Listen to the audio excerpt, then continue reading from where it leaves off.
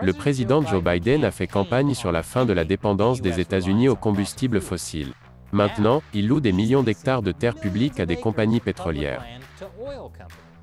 A-t-il changé d'avis sur les combustibles fossiles?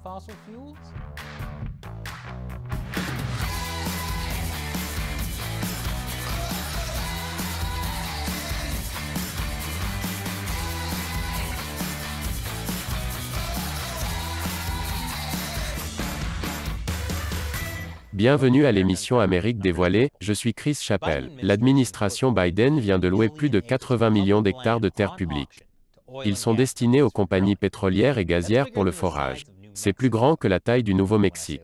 Et quand je dis terre, je veux dire terre sous-marine. C'est ici, au large du golfe du Mexique. Vous vous souvenez peut-être que pendant la campagne présidentielle de 2020, Biden a déclaré qu'il arrêterait tout forage sur les terres fédérales. Nous devrions parler de choses comme celles dont je parle depuis des années. Le train à grande vitesse, retirer des millions d'automobiles de la route, s'assurer que nous allons dans une direction où plus de forage sur les terres fédérales. Et brièvement, il a semblé qu'il allait tenir cette promesse. Au cours de sa première semaine au pouvoir, il a signé un ordre exécutif qui a essentiellement fait cela. Ce décret a mis fin aux nouvelles concessions de pétrole et de gaz naturel sur les terres publiques et dans les eaux du large, pendant que le ministère de l'Intérieur procédait à une révision du processus de concession. Je vous parlerai plus en détail de cette révision dans un instant, mais cela n'a pas empêché les entreprises qui avaient déjà des baux sur des terres fédérales de forêt, ni les nouveaux baux d'être approuvés sur des terres privées, étatiques ou tribales. Et jusqu'en octobre, l'administration Biden a approuvé en moyenne 339 nouveaux permis de forage par mois. C'est encore plus que l'administration Trump. Ils n'ont eu en moyenne que 316 permis par mois. Vous vous demandez peut-être si ce décret a réellement empêché l'approbation de nouveaux permis? Eh bien oui et non. Vous voyez, Biden a signé ce décret en janvier, et il a effectivement empêché la délivrance de nouveaux permis pendant un certain temps. Mais ensuite son administration a été poursuivie par 13 États. Ils ont affirmé que l'administration avait contourné les exigences légales pour mener à bien une telle action. En juin, un juge de Louisiane a donné raison aux 13 États, obligeant le ministère de l'Intérieur à recommencer à approuver de nouveaux baux. Mais ce n'est pas la fin des déboires juridiques de Biden. Son administration a été de nouveau poursuivie en août, cette fois par des groupes de défense de l'environnement et du Golfe. Ces groupes affirment que l'analyse environnementale de la vente proposée s'appuie sur une modélisation inappropriée pour conclure que le fait de ne pas procéder à la vente de baux entraînera une augmentation des gaz à effet de serre. Attendez. Ne pas louer la région pour le forage pétrolier entraînerait plus de gaz à effet de serre? C'est comme dire que ne pas manger de bacon fera prendre du poids. C'est pourquoi je mange toujours du bacon.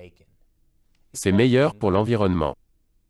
Donc, si Biden essaie d'arrêter les nouveaux permis de forage, il sera poursuivi. Et s'il est forcé de délivrer à nouveau des permis de forage, il est aussi poursuivi. Ça doit être ce qu'on ressent quand on est coincé entre le marteau et l'enclume. Attendez. A-t-il essayé d'envahir l'Irak pour le pétrole? Alors il serait coincé entre l'Irak et un endroit difficile. Ne gémissez pas. C'est pourquoi vous regardez Amérique dévoilée. Lorsqu'on a demandé au porte-parole de la Maison-Blanche, Jen Psaki, si la Maison-Blanche aurait pu faire davantage pour empêcher la vente de la concession. Elle a répondu que le ministère de la Justice faisait appel de la décision du tribunal. Nous sommes tenus de nous conformer à l'injonction, c'est une affaire et un processus juridique, mais il est important que les défenseurs et les autres personnes qui suivent cette affaire comprennent que cela ne correspond pas à notre point de vue, aux politiques du président ou au décret qu'il a signé. Mais est-ce vraiment vrai? Si l'administration Biden pense que quelque chose est important, les décisions de justice ne l'ont pas arrêté dans le passé. Comme pour le moratoire national sur les expulsions, un tribunal a jugé que le CDC n'avait pas le pouvoir d'imposer un moratoire. Mais Biden a dit au CDC de le faire quand même. Enfin, jusqu'à ce que la Cour suprême se prononce. Pour en savoir plus, regardez l'épisode que nous avons consacré au moratoire sur les expulsions. Donc, si l'administration Biden n'a pas peur de faire fi des décisions de justice quand elle le souhaite, pourrait-il y avoir une autre raison pour laquelle elle continue à délivrer des permis de forage? Le message de Biden est que le changement climatique est une question de vie ou de mort. Les conclusions du nouveau groupe d'experts intergouvernemental sur l'évolution du climat représentent un code rouge pour l'humanité. Et le temps d'agir se réduit vraiment, comme vient de le souligner le secrétaire d'État, pour arriver, presque à un point de non-retour. Nous n'avons pas beaucoup de temps. Nous devons donc agir, nous tous. Nous devons agir, et nous devons agir maintenant. Monsieur Biden a déclaré qu'il souhaitait que les États-Unis atteignent des émissions nettes de carbone nulles d'ici 2050. Son plan, Build Back Better, prévoit que des milliards de dollars soient investis dans les technologies vertes, et il affirme que ces initiatives en matière de changement climatique créeront des emplois syndiqués bien rémunérés qui soutiendront les industries américaines. Mais lorsqu'il s'agit de produire de l'énergie aux États-Unis, Monsieur Biden n'est pas aussi enthousiaste à l'égard du Made in America. Je vous en dirai plus après la pause. Nous vous souhaitons la bienvenue. À la mi-novembre, le gouvernement fédéral a mis aux enchères des concessions de forage pour plus de 80 millions d'acres dans le golfe du Mexique. La plus grande vente aux enchères de ce type de l'histoire des États-Unis. Alors que 80 millions d'acres étaient mis aux enchères, seuls 1,7 million d'acres ont fait l'objet d'une offre. Les offres pour ces baux se sont élevées à plus de 192 millions de dollars. Le produit de cette vente, ainsi que d'autres revenus provenant des baux, seront versés au gouvernement fédéral, à plusieurs États côtiers, à un certain nombre de gouvernements locaux et à 2 fonds fédéraux de conservation. Vous vous dites peut-être qu'il s'agit là d'une belle somme que le gouvernement fédéral pourrait consacrer aux 28 000 milliards de dollars de dettes que les États-Unis ont accumulées. Il serait dommage de perdre tous ces revenus si nous arrêtions de forer sur les terres fédérales. L'administration Biden pense probablement la même chose. Car l'étude dont j'ai parlé plus haut, celle qui a examiné les problèmes liés au processus de location, est arrivée à la même conclusion. Au lieu de suggérer une interdiction du forage sur les terres fédérales, elle a proposé des réformes. Et par réforme, je veux dire faire payer davantage les compagnies pour le droit de forer. Cet examen a été fait par le ministère de l'Intérieur. Et c'est maintenant à Biden de décider ce qu'il faut faire ensuite. Mais sérieusement, est-ce qu'un politicien commande un rapport comme celui-ci s'il veut vraiment assumer la responsabilité de ses actes? Non. Ils vont juste suivre la recommandation et tout mettre sur le dos des experts s'ils sont critiqués. Comme le gouverneur de New York Andrew Cuomo qui était tellement contre la légalisation de la marijuana récréative. Jusqu'à ce que cela devienne à la mode chez les démocrates. Il a donc commandé une étude sur la question, puis a fait volte-face en signant la loi qu'il a légalisée. Et une des raisons pour lesquelles Cuomo a dit qu'il voulait légaliser la marijuana récréative était d'augmenter les recettes fiscales, dont 300 millions de dollars par an. Je remarque un schéma ici. Si vous n'aimez pas quelque chose, ne l'interdisez pas, trouvez simplement un moyen de le taxer et voilà, les problèmes budgétaires sont résolus. Si seulement Andrew Cuomo avait commandé une étude montrant que laisser les personnes âgées mourir de Covid permet d'économiser de l'argent sur les coûts de santé, alors il pourrait encore être gouverneur. Ouais, je ne vais toujours pas laisser passer ça. Mais revenons au forage pétrolier. La secrétaire du ministère de l'Intérieur a déclaré que l'augmentation des tarifs des permis de forage fournirait un retour équitable aux contribuables et contribuerait à atténuer l'aggravation des impacts climatiques. Elle dit donc en substance qu'ils ont besoin d'argent pour lutter contre le changement climatique et que le moyen de trouver de l'argent est de forer du pétrole et du gaz. C'est comme si je disais que je dois perdre plus de poids en élevant des porcs, que je mangerai ensuite, sous forme de bacon, pour aider l'environnement. Cela dit, le président Biden a signé des projets de loi assez coûteux récemment. Il doit trouver de l'argent rapidement pour que les démocrates aient l'air de législateurs responsables au lieu de l'adolescent qui a volé la carte de crédit de ses parents et a accumulé une énorme facture. Bonjour, c'est bien Mastercard? Je voudrais contester un débit de 1,2 trillion de dollars pour des parcs éoliens et Amtrak. Les prix des biens de consommation courante ont augmenté, en grande partie grâce à la hausse des prix de l'énergie. Dans cet épisode, nous avons expliqué que l'inflation n'a jamais été aussi élevée depuis 30 ans. Jetez-y un coup d'œil. Et comme les prix de l'essence ont augmenté de façon spectaculaire au cours de l'année écoulée, M. Biden et les démocrates pourraient avoir à faire face à une situation difficile lors des prochaines élections s'ils ne trouvent pas un moyen de faire baisser les prix du pétrole. Je vous en dirai plus à ce sujet après cette dernière pause publicitaire. Bienvenue à nouveau. Biden a essayé de faire baisser les prix du pétrole. Les prix élevés de l'énergie sont une des raisons principales de la hausse des prix de presque tout le reste, comme les transports, et les biens qui nécessitent des transports, et les biens qui nécessitent de l'énergie pour être fabriqués, et... Vous voyez le genre. Maintenant, Biden blâme la Russie et le cartel pétrolier de l'OPEP pour les prix élevés. Si vous regardez, vous savez, les prix de l'essence et vous regardez les prix du pétrole, c'est une conséquence de, jusqu'à présent, le refus de la Russie ou des nations de l'OPEP de pomper plus de pétrole.